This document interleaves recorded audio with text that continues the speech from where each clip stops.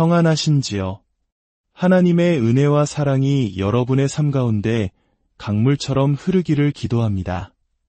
오늘 우리는 잠시 세상의 소음에서 벗어나 영원히 변치 않는 진리의 말씀 속으로 함께 걸어 들어가려 합니다. 이 여정을 시작하기에 앞서 이 귀한 말씀을 더 많은 영혼과 나누기 원하신다면 구독과 좋아요를 통해 이 채널을 지지해 주십시오.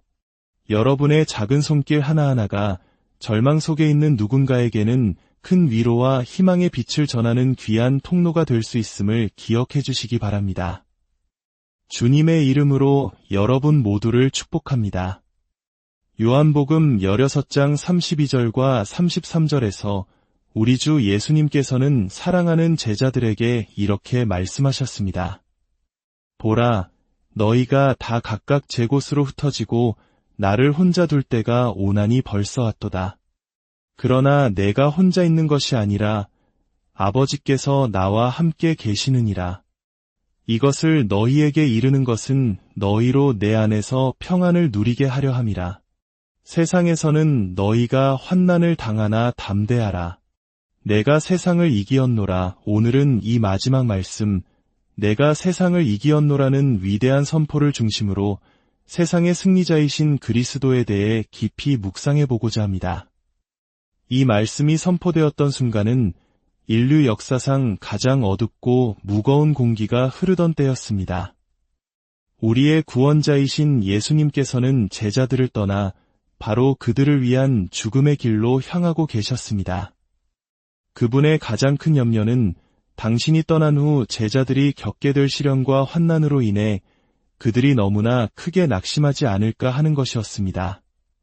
주님께서는 그들 앞에 놓인 무거운 슬픔과 어둠의 권세가 휘두르는 칼날 앞에서 제자들의 마음을 미리 준비시키고 싶으셨습니다. 여기서 우리가 주목해야 할 점이 있습니다. 무한한 지혜의 근원이신 우리 주 예수님께서는 하늘과 땅의 모든 위로의 비밀과 그 원천을 알고 계셨습니다. 하지만 그분은 제자들을 위로하시기 위해 천상의 신비나 하나님의 깊은 뜻에 감추어진 비밀을 말씀하지 않으셨습니다. 주님은 오직 자기 자신에 대해 말씀하셨습니다. 내가 세상을 이기었노라. 이것은 우리에게 무엇을 가르쳐 줍니까? 상처 입은 마음을 위한 최고의 치료제는 바로 예수 그리스도 자신이며 이스라엘의 어떤 위로도 그분의 인격과 사역에 비할 수 없다는 사실입니다.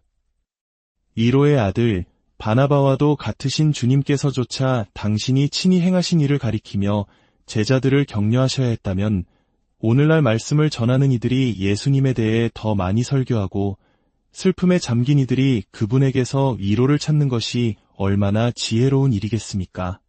사랑하는 성도 여러분, 혹시 지금 영혼의 깊은 침체를 겪고 계십니까? 삶의 무게가 여러분을 짓누르고 지친 발걸음을 옮기기가 너무나 힘겹게 느껴지십니까? 그렇다면 지체하지 말고 주 예수 그리스도께로 나아가십시오. 세상에는 다른 위로의 원천들도 존재할 수 있습니다. 하지만 그것들은 모든 상황에서 우리에게 힘이 되어주지는 못합니다. 그러나 우리 주님 안에는 위로의 충만함이 거하시기에 여름이든 겨울이든 가장 높은 곳에 있든 가장 낮은 곳에 있든 그 위로의 강물은 마르지 않고 항상 흐릅니다. 어떤 문제로 고통받고 있든지 그 즉시 주님께 아뢰십시오. 주님께서는 지쳐 늘어진 우리의 손에 힘을 주시고 연약한 무릎을 굳건하게 세워주실 것입니다. 더 나아가 이 말씀을 통해 우리는 예수 그리스도께서 단순한 인간 이상이심을 깨닫게 됩니다. 어떤 이들은 주님의 신성을 부인하면서도 인간 예수를 존경한다고 말합니다.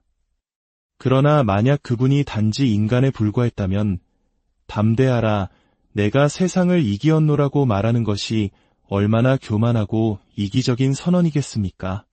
우리가 본받고 싶은 위대한 인물 중 누가 감히 자신을 가리키며 이런 말을 할 수 있겠습니까? 이것은 평범한 인간이 할 수 있는 말이 아닙니다.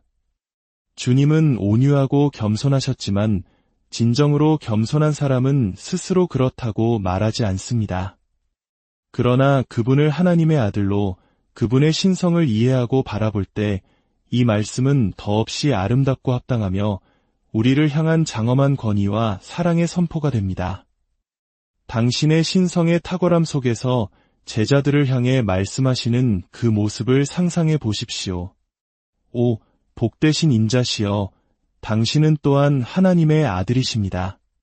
그러므로 당신은 형제의 공감 어린 부드러움으로 우리에게 말씀하실 뿐만 아니라 아버지의 독생자로서 가지신 장엄한 권위로 내가 세상을 이기었노라고 선포하십니다.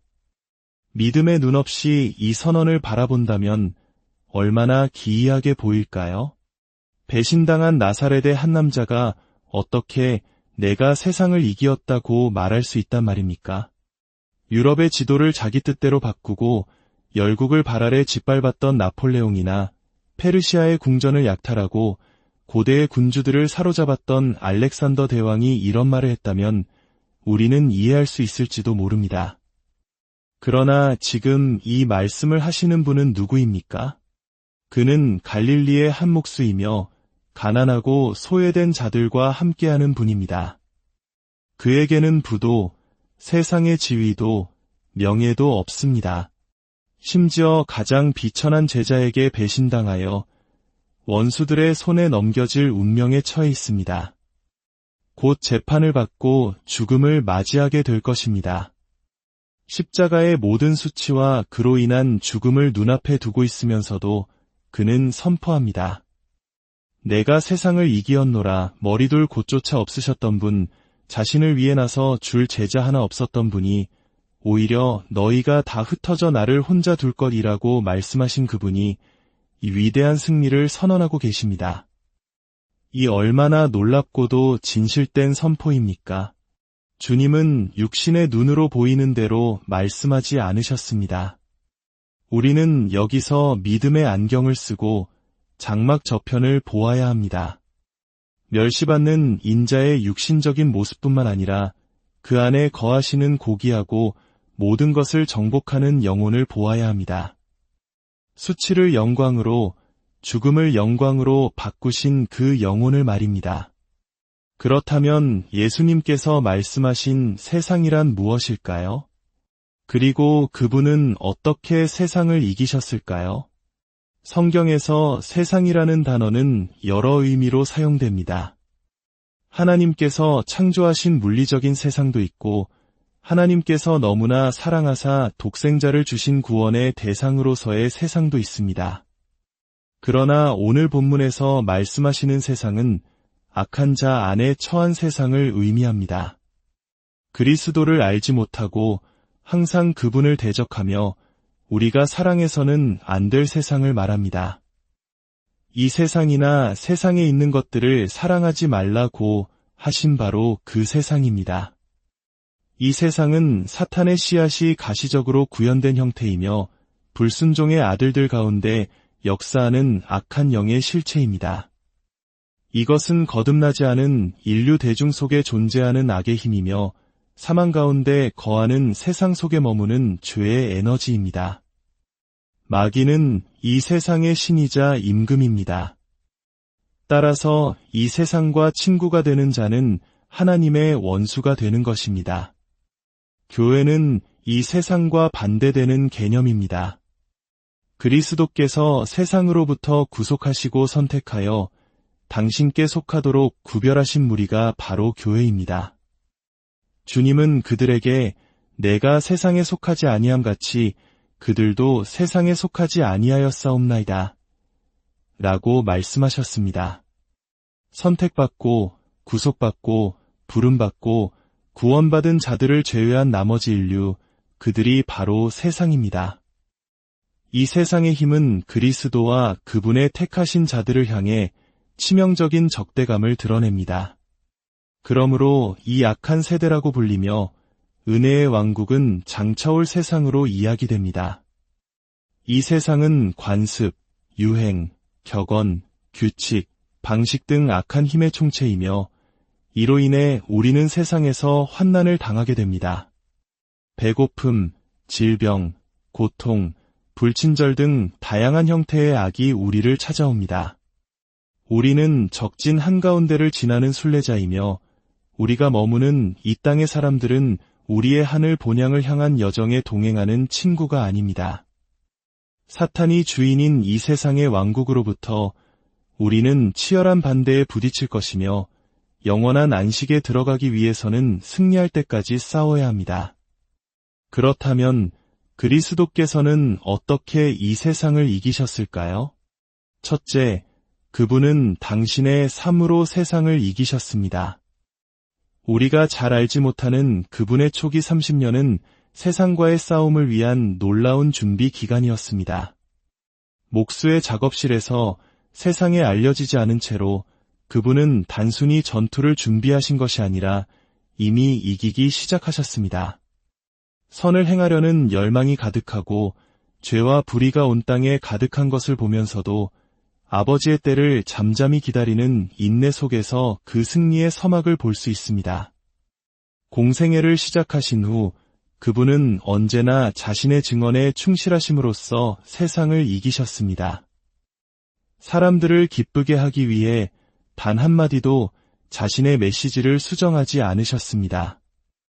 당시의 지배적인 사상이나 대중적인 오류에 물들지 않은 순전한 진리만을 선포하셨습니다. 오늘날 우리가 역사를 돌아볼 때 위대한 종교개혁가 마르틴 루터나 장 칼뱅조차도 그 시대의 어두움에서 완전히 자유롭지는 못했다는 것을 인정합니다. 모든 인간은 자신의 시대에 영향을 받기 마련입니다. 그러나 우리 주 예수 그리스도는 모든 세기의 빛으로 시험해 보아도 흠이 없으십니다. 그분의 가르침은 시간과 영원의 시험을 견딜 수 있는 순수한 진리 그 자체였습니다. 유대인으로 태어나셨다는 사실, 랍비들의 전통, 그리스 철학의 유행 등 그 어떤 것에도 영향을 받지 않으셨습니다. 그분의 가르침은 세상 속에 있었지만 세상에 속하지 않았고 세상에 물들지 않았습니다. 이것이 그분의 승리였습니다. 또한 그분은 사람들이 환호할 때나 비난할 때나 그 영혼의 깊은 평온함으로 세상을 이기셨습니다. 사람들의 환호에 들뜨지 않으셨고 그들의 비난에 분노하지 않으셨습니다. 그들의 찬사를 뒤로하고 홀로 산에 올라 기도하시며 하나님과 교제하셨습니다. 자신을 향한 모욕과 비난에는 거의 응답하지 않으셨습니다. 그들을 향한 사랑의 목적에서 결코 흔들리지 않으셨습니다. 이것이 그분의 승리였습니다. 그분의 비이기적인 목표 역시 세상을 이긴 증거입니다. 세상은 우리에게 너 자신을 위해 살라고 가르칩니다. 자기 자신이 최우선이 되어야 한다는 것이 세상의 법칙입니다. 그러나 주 예수님의 삶에서 우리는 그런 원칙을 찾아볼 수 없습니다. 그분은 자신을 위해 무엇을 할 수 있을지 단 한순간도 생각하지 않으셨습니다. 부유함이 있었으나 머리둘 곳조차 없으셨고 가지고 있던 작은 것은 가난한 이들과 나누셨습니다. 그분은 세상의 이기심을 완전히 극복하셨습니다. 이것이 그분의 승리였습니다. 둘째, 그분은 당신의 죽음으로 세상을 이기셨습니다. 십자가 위에서 보여주신 경이로운 자기희생 행위를 통해 하나님의 아들은 세상의 영혼이자 생명줄인 이기심의 원리를 심장부터 꿰뚫으셨습니다. 타락한 인간을 구속하심으로써 그분은 세상이 인간에게 행사하는 권력으로부터 인간을 들어 올리셨습니다. 이제 우리는 더 이상 우리 자신의 것이 아니라 값으로 사신 바 되었으며 이 구속은 세상의 속박으로부터의 자유를 선언하는 외침이 되었습니다. 또한 위대한 속죄를 통해 인간을 하나님과 화목하게 하심으로써 죄 속에 머물게 했던 절망으로부터 그들을 건져내셨습니다. 셋째, 그분은 당신의 부활과 통치로 세상을 이기셨습니다. 그분이 부활하셨을 때 이 세상의 임금인 뱀의 머리를 상하게 하셨습니다. 그리스도께서는 세상의 군주를 정복하고 사슬로 묶으셨으며 이제 하늘과 땅의 모든 권세를 가지셨습니다. 하나님의 섭리의 열쇠가 그분의 허리에 있으며 그분은 모든 것을 당신의 백성의 유익을 위해 다스리십니다. 이제 세상은 그분이 허락하시는 것 이상으로 그분의 백성을 핍박할 수 없습니다. 모든 순교자의 피와 모든 고백자의 눈물은 주님의 허락 없이는 한 방울도 흘려질 수 없습니다. 정부가 그의 어깨에 있고 그의 왕국이 모든 것을 다스리기 때문입니다. 이것이 우리에게 얼마나 큰 기쁨이 됩니까? 마지막으로 우리에게 주시는 위로와 담대함은 무엇입니까? 그것은 바로 이것입니다. 만일 인간 예수 그리스도께서 최악의 상황에서 세상을 이기셨다면 그분 안에 있는 우리 또한 그분 안에 거하시는 동일한 능력으로 세상을 이길 것이라는 사실입니다. 주님은 자신의 생명을 그분의 백성 안에 두셨고 그분의 영이 그들 안에 거하게 하셨습니다. 그러므로 우리는 정복자보다 더 나은 자가 될 것입니다. 주님은 우리보다 더 가난하셨고 더 아프고 슬프셨으며 더 멸시받고 핍박당하셨습니다. 그러나 이 모든 불리함 속에서도 세상을 이기셨습니다. 그러므로 우리 또한 그분의 힘으로 반드시 이길 것임을 확신하십시오. 더욱이 그분은 우리의 머리이자 대표자로서 세상을 이기셨습니다. 머리가 승리했다면 그 지체인 우리 또한 패배할 수 없습니다. 머리이신 그리스도께서 이미 우리를 위해 세상을 정복하셨고 우리는 그분 안에서 세상을 정복했습니다. 사랑하는 성도 여러분, 지금 이 순간 여러분 안에서 세상이 이미 정복되었음을 느끼지 않으십니까? 여전히 자기 자신이 여러분을 지배하고 있습니까? 부와 명예를 얻기 위해 살고 계십니까? 사람들의 비난을 두려워하고 여론의 노예로 살고 있습니까? 만약 그렇다면 당신은 아직 이 승리에 대해 알지 못하는 것입니다. 그러나 만일 당신이 진정한 그리스도인이라면 이렇게 고백할 수 있을 것입니다. 주님, 나는 당신의 종입니다. 당신께서 나의 속박을 푸셨으니 이제 세상은 나를 다스릴 권세가 없습니다. 세상이 나를 유혹하고 두렵게 하고 아첨할지라도 나는 당신의 영의 능력으로 그 모든 것 위에 뛰어오릅니다. 그리스도의 사랑이 나를 강권하심으로 나는 더 이상 나 자신과 보이는 것을 위해 살지 않고 오직 그리스도와 보이지 않는 것을 위해 삽니다. 만약 그렇다면 누가 여러분 안에서 이 일을 행하셨습니까? 바로 세상의 승리자이신 그리스도께서 여러분 안에 영광의 소망을 이루신 것입니다. 그러므로 담대하십시오. 여러분은 이미 세상을 이겼습니다. 이제 두려움 없이 세상의 환난 속으로 다시 돌아갑시다. 그 시련은 우리를 해칠 수 없습니다. 오히려 타작마당의 밀처럼 그 과정 속에서 우리는 좋은 것을 얻게 될 것입니다. 세상과 싸우기 위해 나아갑시다. 세상은 우리를 이길 수 없습니다. 하나님의 생명을 그 영혼에 품은 사람을 세상이 굴복시킨 예는 단 한 번도 없었습니다. 아니요, 온 세상과 지옥이 힘을 합쳐도 주 예수 그리스도의 가족 중 가장 연약한 아기 하나도 정복할 수 없습니다. 여러분은 구원으로 무장했고 전능함으로 둘러싸여 있습니다. 여러분의 머리는 속죄의 투구로 덮여 있으며 하나님의 아들 그리스도께서 친히 여러분의 대장이 되십니다. 용기를 내어 전투의 함성을 외치십시오. 두려워하지 마십시오. 여러분을 위하시는 이가 여러분을 대적하는 모든 자보다 크십니다. 어린 양의 피를 힘입어 그들이 이기었고 세상을 이기는 승리는 이것이니 곧 우리의 믿음이니라. 그러므로 끝까지 견고하십시오. 여러분을 사랑하신 그분을 통해 여러분은 정복자보다 더 나은 자가 될